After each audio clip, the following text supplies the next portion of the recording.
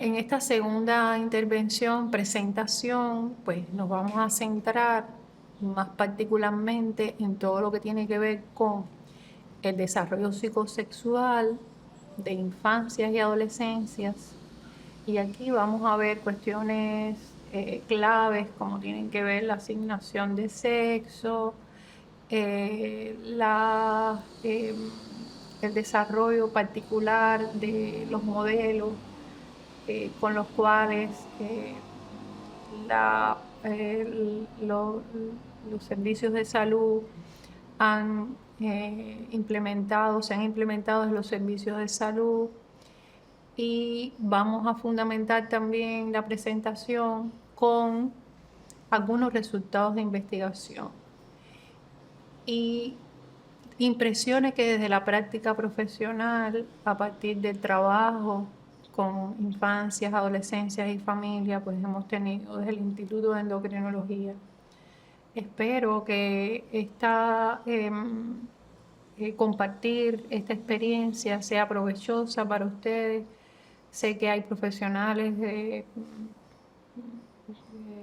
distintos campos, pero el hecho ya de que estén en un taller donde se van a abordar cuestiones claves que tienen que ver con la sexualidad en esta etapa tan importante de la vida, pues contribuye a un mejor entendimiento de realidades con las cuales estamos poco familiarizados, y realidades que de alguna manera, aunque tengamos formación en otros campos, realmente pues requieren de una información, una capacitación, estudio y sobre todo reflexión a partir de todas aquellas cosas que vamos integrando y asumiendo a nuestro saber, que siempre tiene que ser un saber que tiene que ser un aprendizaje permanente, tiene que ser una capacitación permanente, puesto que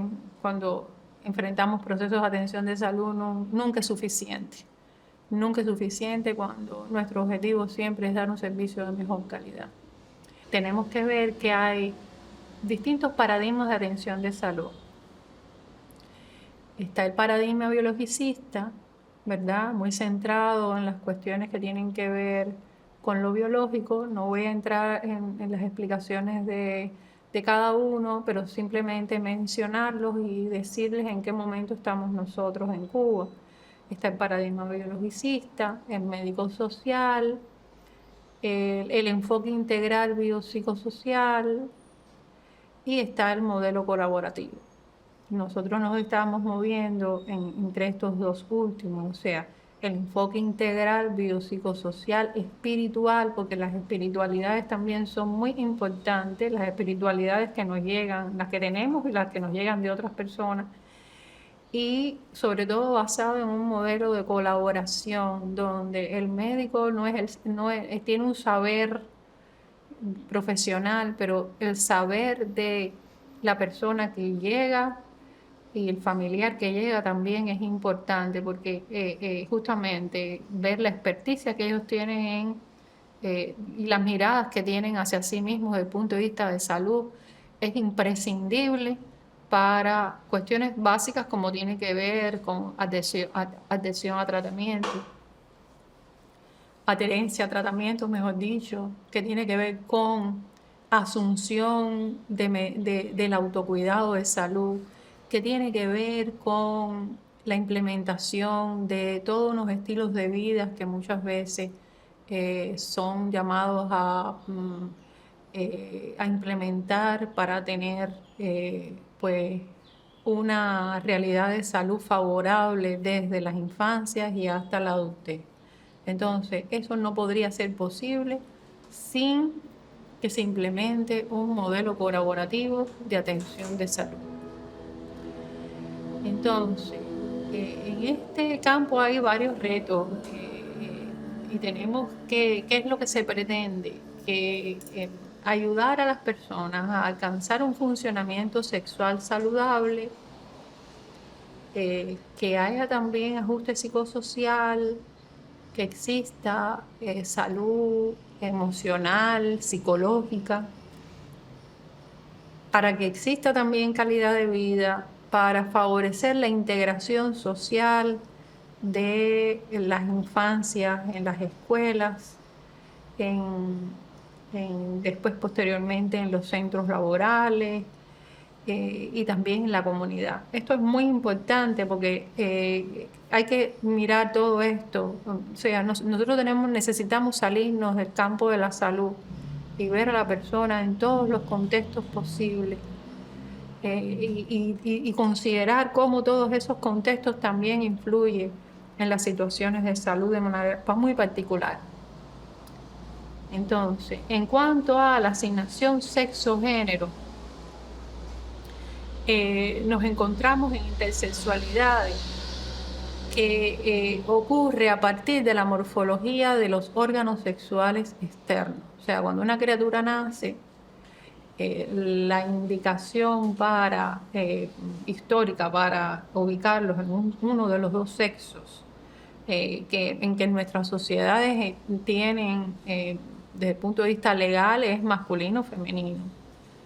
Sin embargo, con la asignación de sexo también se asigna un género, con todas las ideas, expectativas de lo que la persona, de lo que la criatura será o hará en un futuro. En muchas ocasiones la asignación es anterior al nacimiento, cuando a través de los ultrasonidos la pareja busca información de si es niña o niño. Y eso en la actualidad aquí en Cuba conlleva los rituales de sexo, donde incluso se preparan fiestas con los colores y con todos los atributos que el género uno u otro implican. Y esto básicamente es una de las cuestiones más complejas a las que se encuentra una pareja cuando llega el momento del nacimiento, y desde la neonatología pues le dan la información de que no puede haber una asignación en un sexo u otro, porque todavía hay que hacer estudios para realmente profundizar, para ver en cuál de los dos sexos se ubica la criatura. Y esto, dicho así, es sencillo, pero imaginen el impacto que esto tiene para una mamá, un papá, y todas las implicaciones de reto y desafío psicosocial que eso implica. Entonces, las criaturas con variación genital retan el binario sexo-género. Y de una manera muy particular, a veces, y cruda, cuando llega una criatura con estas características, pues no siempre se transmite la información de una manera empática, de una manera humanista. A veces hay mucha iatrogenia e incluso que llega al desalme, porque si usted trae al mundo una criatura y cuando comienza a ver que hay pues enmascaramientos, que hay ocultamientos, que hay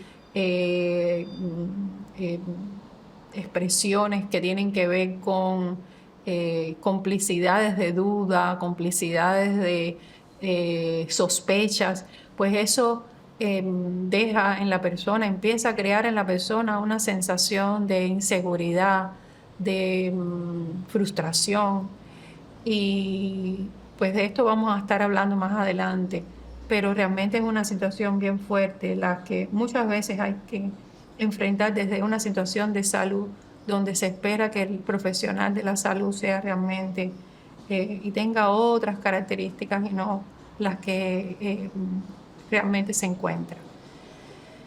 Entonces, aquí les traje algunas narrativas familiares para, de alguna manera, me va a dar pie para conversar en más profundidad estas cuestiones tan delicadas. Dice una mamá: en la escuela sí tuvo novios, y siempre se dejaban por el problema de que cada vez que le iban a tocar, ella sentía complejo en sus senos. Tenía complejo de que los hombres le dijeran, oh, pareces un hombre. Otra mamá dice, ella quería ser policía, pero ella tuvo más complejo con lo de ser policía, por el motivo de que mis hermanas le decían que eso era cosa de hombre. Fíjense en esas narrativas familiares donde ya hay una clara demarcación de que hay cosas acuñadas a género que son básicamente cuestionadas. Y es que lo que decía, que hay determinados roles que no se visualizan en varones y hay determinados roles que no se visualizan en mujeres y viceversa. Entonces, este es uno de los retos fundamentales que encontramos para las personas de ese tipo, de intersexuales, y tiene que ver con esa mirada social estigmatizadora, donde si yo quiero ser mecánica de bicicleta, como fue una de las situaciones que yo pude entrevistar a una persona que siempre quiso ser mecánica de bicicleta y que buscó ser mecánica de bicicleta, pero siempre tuvo la mirada crítica de los demás sobre ella.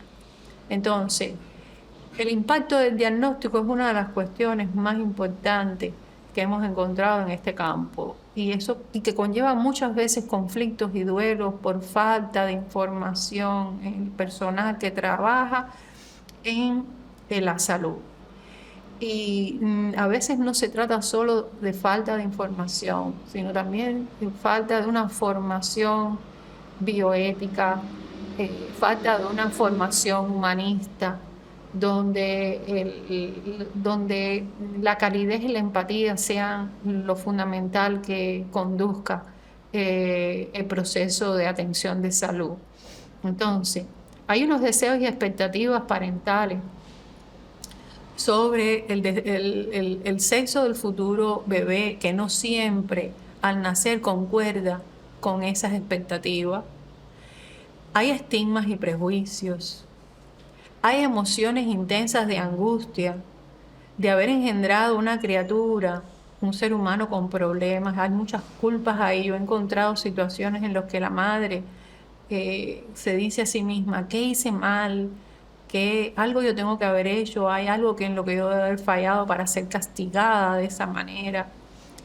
Entonces, una de las primeras reacciones a las cuales desarrolla la familia es la de ocultar y negar, como mecanismo contra el prejuicio social muchas veces, a una manera de defenderse del estigma y de proteger a la criatura de ese estigma que sienten como inevitable, sobre todo cuando ocurre una llegada con variación genital, que es una de las más angustiosas. Hay una incertidumbre inicial en relación con el género, en qué género se va a ubicar la criatura, si es masculino o femenino, que altera todo el funcionamiento familiar, que trastorna, que estresa a la familia, porque también aquí está la cuestión de qué decir al resto de los familiares, cuándo decir, cómo decir. Por tanto, este es un asunto básico que hay que trabajar a nivel familiar. En muy pocos casos no se da una crisis, porque lo primero es que ocurre esta situación inesperada y pueden darse también conflictos intrapersonales, como este que les decía, de una madre o un padre que sienten que hay algo malo que hicieron, que hay algo que no está bien y que se recibe como un castigo, a veces incluso divino. Que son agravados muchas veces por una falta de comprensión y por el secreto, no solo que trata de mantenerse a nivel familiar, sino también que es apoyado por el secreto biomédico.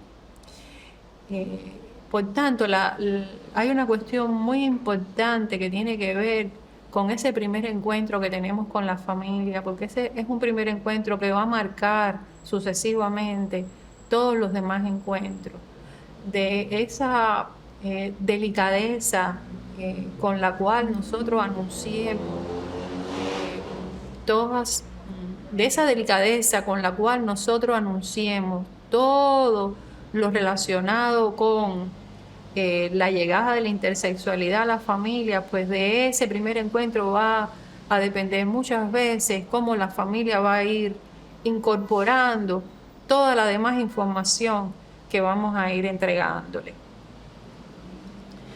Entonces, les voy a mostrar ahora algunos resultados de investigación que hallamos en una investigación que hicimos en familia y estudiamos a la familia desde el punto de vista psicosocial y legal, con enfoque bioético.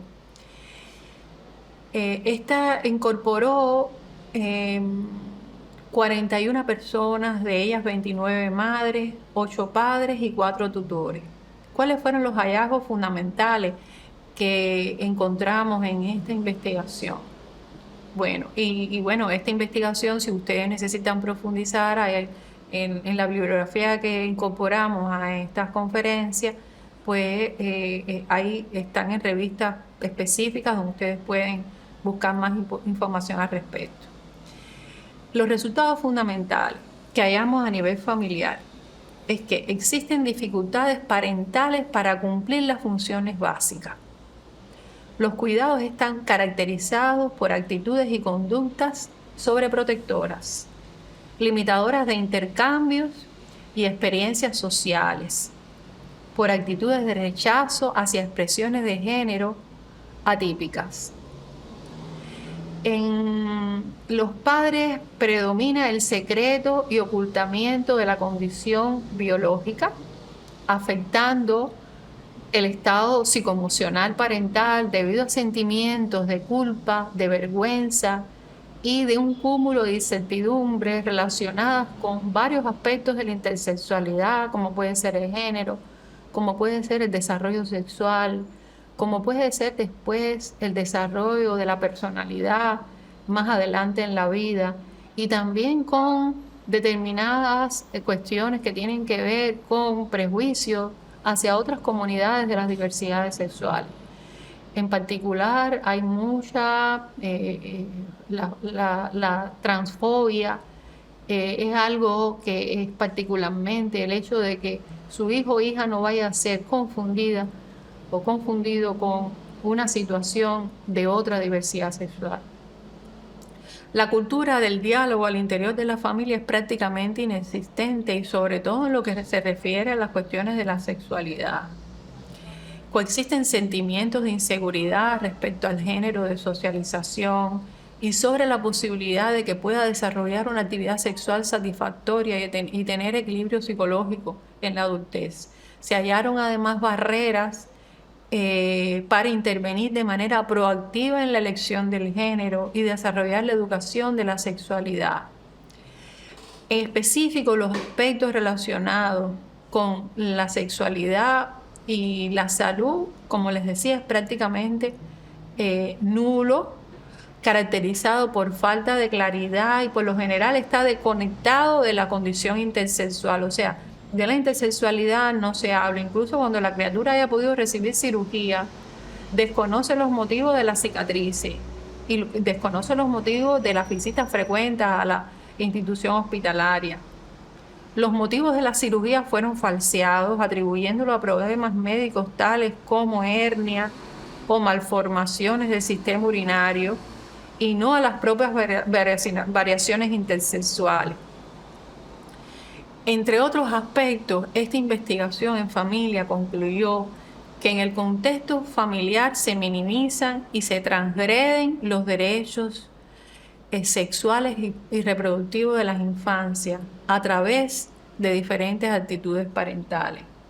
En la otra presentación, pues bueno, vamos a ver cómo el consenso realizado en el 2024 tomó como base los resultados de investigaciones cubanas y también resultados de investigaciones internacionales para plantearse determinadas conductas a seguir en relación con las criaturas. Entonces, ¿qué experiencia tenemos de trabajo clínico con personas adultas? Bueno, pues que es un complejo proceso de desarrollo identitario atravesado por innumerables variables y de manera casi constante por los profundos prejuicios en torno a las diversidades. Es un proceso diferente en cada persona, dependiente de la situación personal, la situación socioeconómica, el entorno social, religioso y familiar. Aquí tenemos que tener en cuenta la interseccionalidad también, intersectorialidad, porque no es lo mismo una persona que nazca y que se socialice en La Habana, una persona que nazca y socialice en zona rural. Y eso es así en todos los contextos, en Cuba y en el resto de los países. Es un desarrollo atravesado por dudas, confusiones, inseguridades sobre sí mismo, que se irán resolviendo o no antes o después de alcanzar la mayoría de edad. Y esto es importante porque la aspiración y el trabajo tiene que estar dirigido porque la criatura, mientras desarrolle, pues pueda ir esclareciendo todos aquellos aspectos que tienen que ver con las dudas sobre sí mismo, sobre las cuestiones de falta de entendimiento, sobre realidades que tienen que ver con su cuerpo, sobre las diferencias y a través de las comparaciones que van haciendo con los coetáneos que los rodean. Y para eso necesitamos apoyar a la familia, darle las bases fundamentales para que puedan tener conversaciones ancladas en lo científico y ancladas desde las propias limitaciones que tienen también. Tiene que ser una información adecuada a pues el nivel cultural, el nivel académico, anclada también a las necesidades y deseos de saber personal, pero también no violentar, es importante, no violentar esas necesidades y deseos y acompañarlos en ese sentido y dándole progresivamente toda la información que necesitan para que puedan apoyar a sus criaturas de una manera sensible, pero científica. Entonces, en el área escolar nos encontramos la exposición al prejuicio, que muchas veces también da lugar al hostigamiento escolar. Entonces, les dejo aquí en una diapo algunos resultados de investigación que se hizo en personas adultas que recibieron cirugía genital en la primera infancia, pero voy a hacer alusión específicamente a la sexualidad, dado que este taller pues involucra fundamentalmente esta área de la vida del ser humano. En más de la mitad de los sujetos adultos entrevistados se encontró que la sexualidad es vivida con limitaciones e inhibiciones y como área de no realización personal. Al momento de la investigación, las personas declararon no tener pareja y optar por la abstinencia sexual. Fíjense, y esto es algo bien serio cuando desde la aspiración del modelo de salud se implementaron las cirugías genitales. Uno de los objetivos es sobre el supuesto de que eso mejoraría pues la sexualidad humana y el involucramiento de una sexualidad más saludable.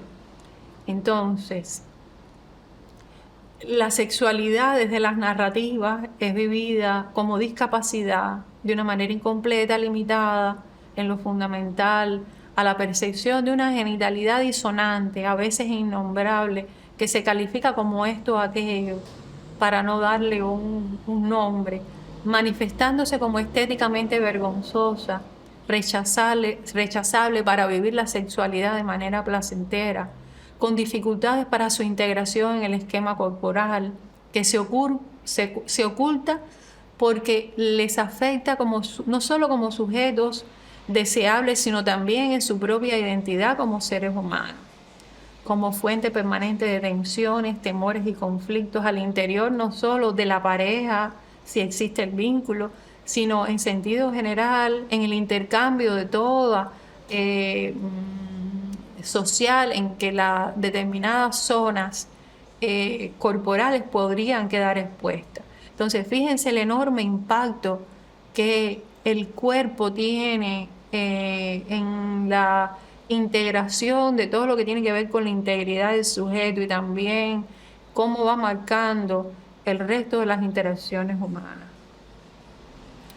Entonces, específicamente en infantes y adolescentes, en la experiencia clínica, y eso lo hemos constatado también en la experiencia clínica en otras partes del mundo, el uso de la fotografía clínica, el uso de las imágenes clínicas, las dificultades en su control, la ausencia de consentimiento informado, los reiterados usos de la exposición de la zona genital a lo largo del desarrollo de las personas y cómo eso se relata también como algo vergonzoso, como algo que no es un acto neutral, es un acto que va marcando también la propia idea que yo tengo de mi propio cuerpo y esa mirada de escrutinio sobre mi genitalidad que siempre deja una información.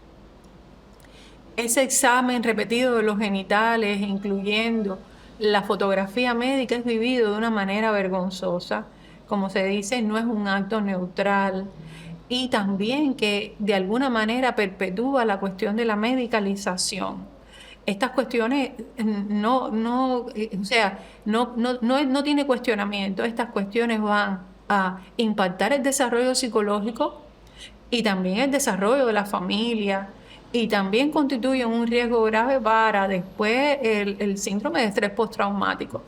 Y después entonces, como el temor después que vemos en la sexualidad de mostrar abiertamente mi corporalidad en los momentos de intimidad, porque hay algo que siento que no está bien, porque hay algo, sino porque esta situación de examen repetido. Entonces, el silencio médico y el silencio parental todavía perviven en nuestras sociedades. Es una práctica común, es una práctica extendida, es una carga intolerable y abrumadora, puede producir confusión, duda, y está clarísimo ya que no es una práctica útil. Ser abierto es ventajoso para el crecimiento personal y la identidad y erradica temores. Eso también es ciencia constituida ya. La comunicación, esto también es ciencia constituida, mejora la condición de adaptación psicosocial y comenzar temprano a dar información es mejor que esperar pues tardíamente a darla. Y por supuesto que hay que hacerla sobre ciertas bases que vamos a ver más adelante, pero ciertamente comenzar temprano hace la vida más fácil. Entonces, esta es una cuestión, la cuestión del secreto, que tiene que erradicarse. Hablar de la intersexualidad como variación, como algo que es común a las realidades humanas, hablar de ella con naturalidad, hablar desde una posición, desde una mirada siempre, desde un no prejuicio, desde un no estereotipo, de cómo yo siento que deben ser los cuerpos, es muy importante. Hay una... les traje aquí ahora una narrativa de una persona adulta que dice, aquí todo el mundo tiene su problema. El problema que yo tengo es que no me gusta decirlo porque yo tengo dos sexos. Eso yo a nadie, ni a mi mamá lo sabe. Se ha enterado porque se lo han dicho los médicos. Esta es una situación atípica de una persona en que había una disfuncionalidad familiar y de alguna manera ella no creció con una una ambigüedad inicial en el relacionamiento con sus padres y ella tuvo esta es una situación de 5-alfa reductasa donde llegado a la adolescencia, pues la persona comienza a desarrollar caracteres sexuales secundarios que no encajan en el binario. O sea, si se asignó como mujer, pues empieza a desarrollar los pectorales, la musculatura, cambios en la voz y también desarrolló una genitalidad atípica. Y todo esto trajo toda una serie de conflictos a nivel de sí misma y a nivel de la familia, porque empezó a darse la cuestión de la estigmatización. Entonces, el asunto de la variación genital es un asunto bien complejo y es un asunto que tiene que ser muy individualizado. Si hay que operar, ¿cuál es el momento adecuado para operar? ¿Qué participación vamos a darle a la criatura? Y no hemos llegado a ese momento todavía, pero sin duda va a ser abordado en una de nuestras presentaciones. Desde la experiencia investigativa con infancias y adolescencias encontramos que un estudio psicográfico sobre las características biológicas de infantes y adolescentes con cirugía genital mostró que los indicadores globales relevantes de los dibujos denotaron daño emocional, dificultades en la aceptación, percepción y representación del esquema corporal y también en la comunicación social y familiar. O sea, estas fueron criaturas operadas muy tempranamente durante el periodo de infancia, en algún momento de etapa escolar o bien en la adolescencia. Entonces, operar no fue bueno, pero también nos encontramos el dilema de aquella persona que creció sin cirugía y para la cual también su genitalidad era disonante. Y ustedes me dirán, bueno, entonces, ¿qué es lo adecuado aquí? Voy a dejar ahí, no voy a responder, pero vamos sin duda al finalizar a haber hallado la respuesta a ese interrogante. Entonces, ¿qué limitaciones y dificultades encontramos en los profesionales? ¿Cómo nombrar? Bueno, más que el dolor de ser, existe el dolor de ser señalado peyorativamente, dice Raíces Montero, otro autor latinoamericano que recomiendo su lectura. Encontramos que hay emociones negativas en los profesionales de la salud, hay ansiedades, hay confusión, hay rechazo, hay fantasías relacionadas con la propia identidad. Es que inmediatamente que nos encontramos ante realidades así, pues la propia subjetividad es confrontada y aparecen esa subjetividad contaminada por los juicios, los prejuicios, los estereotipos, los tabús, que realmente con los cuales tenemos que estar muy atentos, porque prejuicio casi que forma parte, es inherente a la naturaleza humana. Tenemos prejuicios raciales, tenemos prejuicios de profesiones, tenemos prejuicios de mujeres hacia varones, de varones hacia mujeres, tenemos prejuicios hacia las diversidades. O sea, es algo que tenemos que estar muy alerta para que eso no contamine la atención de salud. La falta de cultura médica es otra situación crítica. Muchas veces está el personal de salud donde no ha recibido un ABC mínimo sobre intersexualidades, y cuando llega al campo se encuentra con que hay múltiples vocabularios. Entonces, ¿sobre qué? Bueno, este curso taller no es específicamente sobre intersexualidades, pero está dirigido a aportar aunque sea un pequeño datos sobre este tema tan complejo y que les ayude a ustedes si en algún momento tienen que o necesitan y trabajar desde el punto de vista de asistencial, porque ustedes cuenten con los recursos básicos al menos para poder dar un servicio decente, de calidad. Entonces, la cuestión de la capacitación es básica. Nos enfrentan los profesionales también a las dificultades del diagnóstico a veces, posterior al nacimiento, hace falta implementar toda una serie de recursos investigativos que nuestras sociedades no disponen. Y eso también es una limitación, poder completar los estudios para poder implementar los tratamientos más adecuados de acuerdo a la condición específica de la que se trate, porque no es lo mismo una hiperplasia adrenal congénita, perdedora de sal, que otro tipo de hiperplasia adrenal congénita. No es lo mismo la hiperplasia adrenal congénita que conlleva variación genital de aquella que no la tiene. Entonces, y también, bueno, el amplio rango de otras condiciones que hay y realmente para saber si implemento esto o esto, ¿qué tratamiento hormonal? Bueno, pues tengo que haber hecho un estudio básico. Los procesos psicológicos que emergen en la toma de las decisiones es otra cuestión también que representa muchas veces un reto para el personal de salud en cuanto a la asignación de sexo, en cuanto a la cirugía genital. La ausencia de recursos discursivos. ¿Qué decir? ¿Cuánto decir? ¿Cómo decir?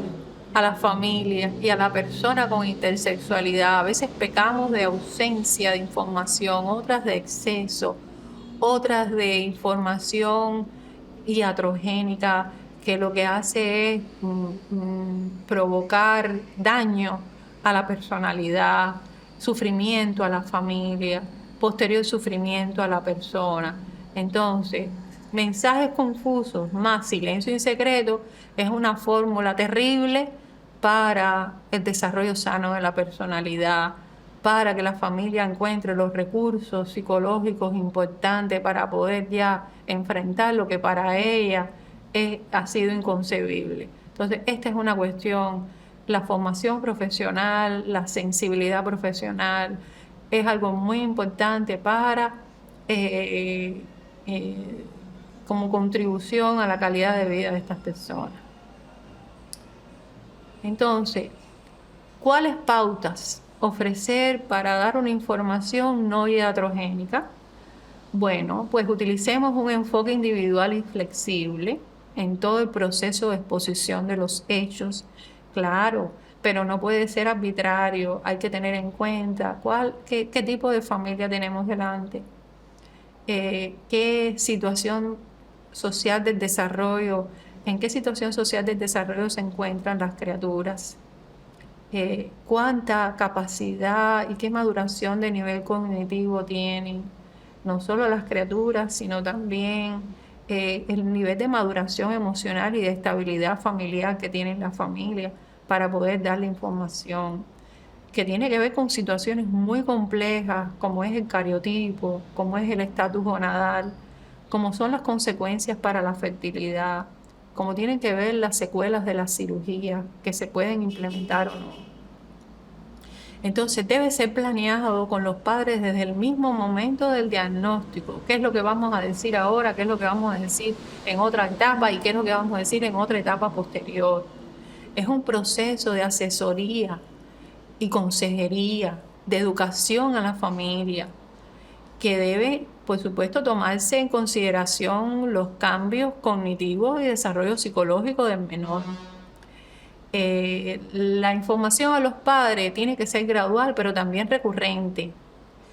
Y tener presente que el derecho a la información científica y de calidad, libre de prejuicios y acorde con la edad, es una de las cuestiones básicas para que la familia pueda manejar este asunto de lo mejor posible y sobrellevarlo de lo mejor posible y transformarse en una familia libre de miedos, libre de lo más posible de todas aquellas cuestiones que no la hacen sentirse empoderada. Necesitamos contribuir a que nuestras familias que atendemos con situaciones de intersexualidad sean familias empoderadas, sean familias fortalecidas, sean familias que pues vayan adelante con sus propias vidas y las vidas de sus propios hijos. Ahora vamos a pasar pues a cuestiones más específicas que tienen que ver con el género de las personas intersexuales. Sabemos que el género es la base biológica para cualquier disconformidad de género en todas las condiciones intersexuales, ya eso es una evidencia científica. Y que la disconformidad de género aparece sobre todo como resultado de iatrogenias, estas iatrogenias de las cuales les he hablado.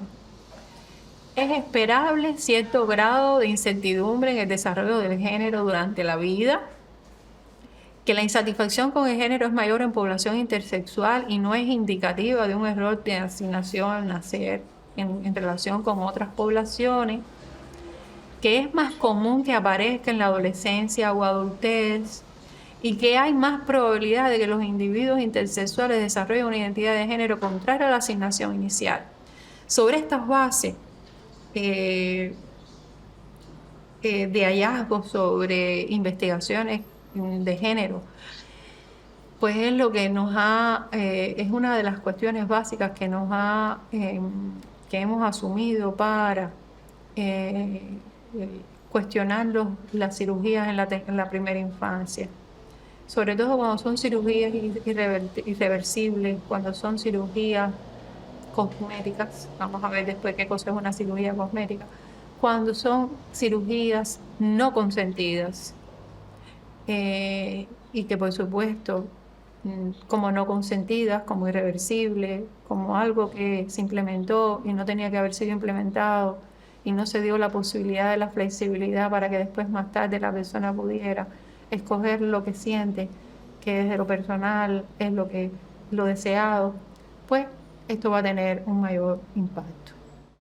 Para ir resumiendo, concretando aspectos importantes de esta primera presentación, ¿qué obstaculizadores al bienestar pues podemos identificar en la atención de salud que ofrecemos?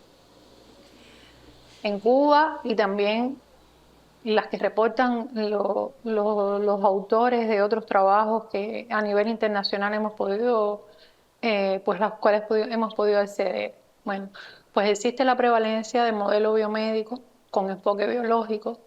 Recuerden los paradigmas de atención de salud y el enfoque colaborativo y el centrado más en lo biopsicosocial espiritual, pero aún todavía prevalece un modelo biomédico a partir de intervenciones unilaterales desde determinadas especialidades, ya sea desde la urología, desde la cirugía o desde la propia endocrinología, y realmente no hay un enfoque integral.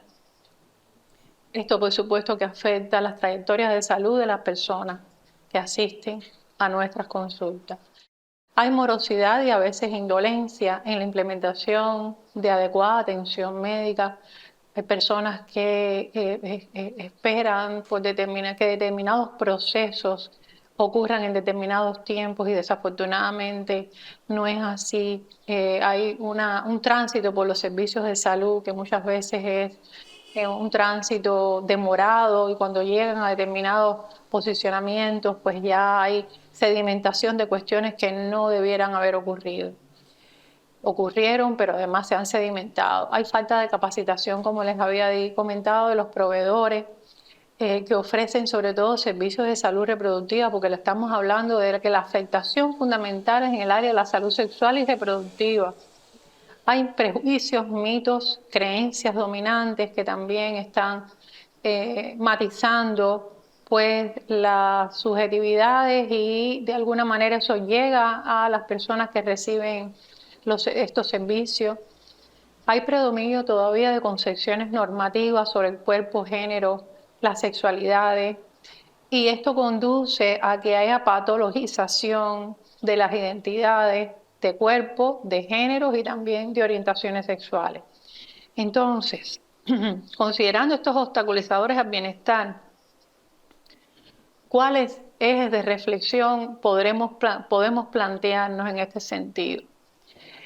Pues que existe una complejidad y pluralidad en la experiencia intersexual, en todas estas cuestiones que tienen que ver con cómo entendemos el género, cómo entendemos el cuerpo, cómo entendemos las expresiones de género y cómo se va conformando la identidad también. En estos momentos hay una reformulación crítica del término de ciudadanía sexual que interroga concepciones y que cuestiona el paradigma vigente. Hay que resolver las cuestiones relacionadas con el cuerpo y en este sentido la autonomía en decisiones sexuales, la autonomía en cuestiones que hay que decidir a nivel reproductivo, en cuestiones que tienen que ver con el momento en que voy a hacer la cirugía, en los consentimientos informados que son necesarios y requeridos para que esas cirugías sean efectuadas.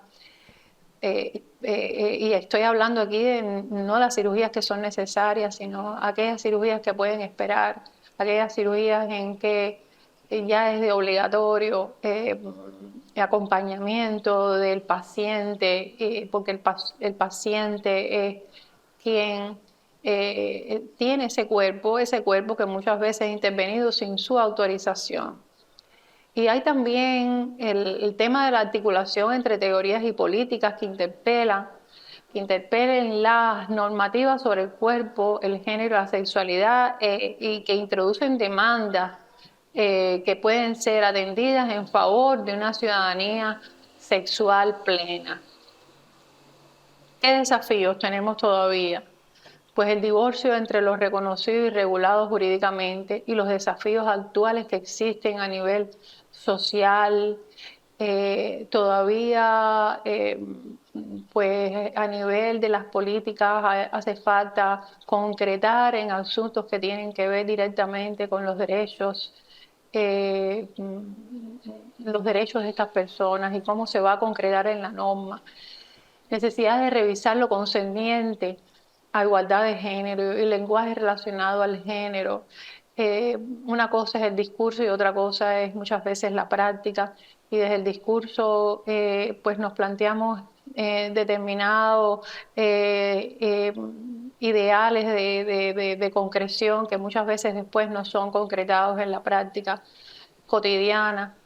Hay reconocimiento de los derechos relacionados con la orientación sexual e identidad de género. Yo creo que en Cuba hemos avanzado muchísimo a nivel de constitución en ese sentido.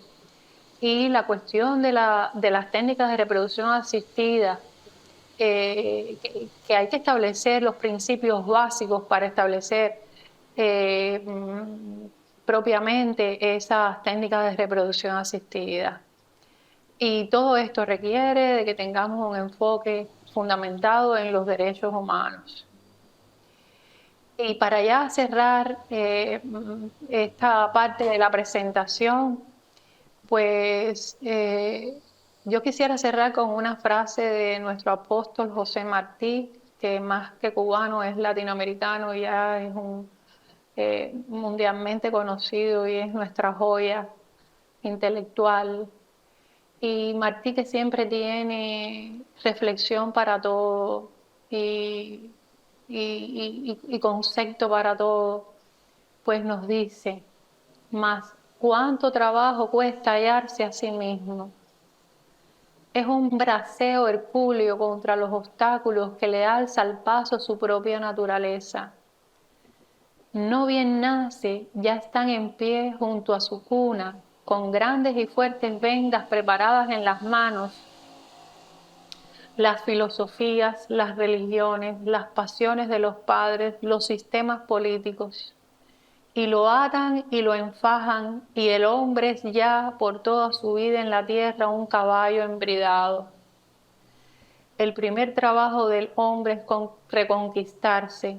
Toca a cada hombre reconstruir la vida. A poco que mire en sí, la reconstruye.